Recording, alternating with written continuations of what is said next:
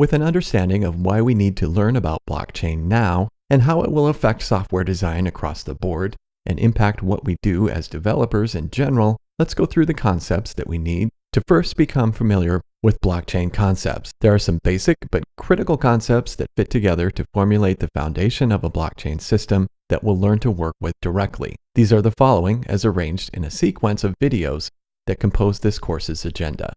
First, we'll have a discussion regarding blockchain technology in general and prepare ourselves for the more specific topics of study. We'll go from 10,000 feet and wind down to where we'll spec out the specifics of the basic components that will compose our own crypto system. Prior to working with these basic components, though, we'll need a development environment conducive to producing and running the code we'll write. So we'll get a new project with Node and Angular set up and running, ready for our first lines of crypto code. There's a specific environment approach that this course supports, which may be new to you, but you're sure to appreciate. With the environment all ready to roll, we'll get a new project set up for our crypto and blockchain code. Here we'll walk through the overall structure of the project as an Angular project and get an idea of the architecture and design of our crypto blockchain code structure and see how we'll scaffold the project and fill in the details. With our environment and project ready for code, our first development step will be in defining blockchain and block classes that will form the basis of our cryptocurrency machine. Here we'll get functions defined within a blockchain class that provide the blockchain's basic functionality,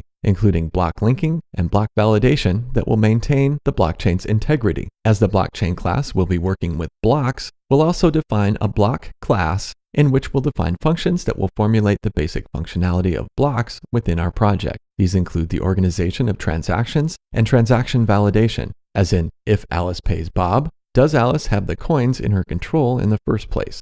With our blockchain and block classes formulated, we can then introduce the concept of proof to our system. We'll bring in proof of work for maintaining validity in our system by keeping those who process transactions on our crypto network honest. We'll have miners invest their own resources into processing transactions and creating blocks so they're incented to be honest as they do so, and we can be certain that our system works as described, without worrying about miners taking advantage of any protocol. With the proof of work safeguard in place, we'll then define a mining protocol that will, in fact, incent honest miners and pay them out for processing transactions and mining blocks. This will also be the mechanism that creates our crypto coins and puts them into circulation among the members of the network. With a protocol and structure for mining in place, we'll add in another significant aspect of mining, which is validation of the blocks that this mining process produces. Each block that is produced by a miner will be presented to the blockchain for inclusion. Prior to blindly accepting that the transactions within the block are accurate and true, the block will be analyzed by different nodes of our network and will be either stamped with approval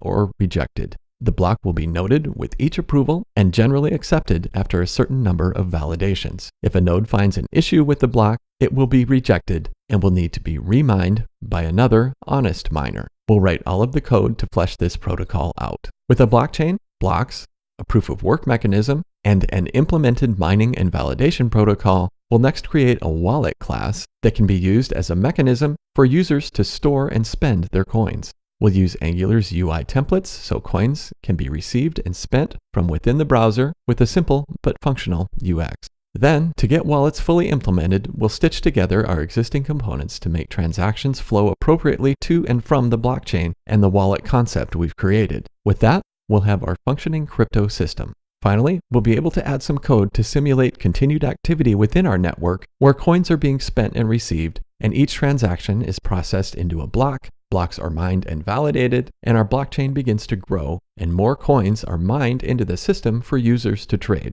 This will be the culmination of what we've produced, where we can see our crypto network take on a life of its own and flourish within itself. This is the plan. Let's now take the first step into the video series with a high-level look at blockchain technology. Join me in the next video where this discussion will start.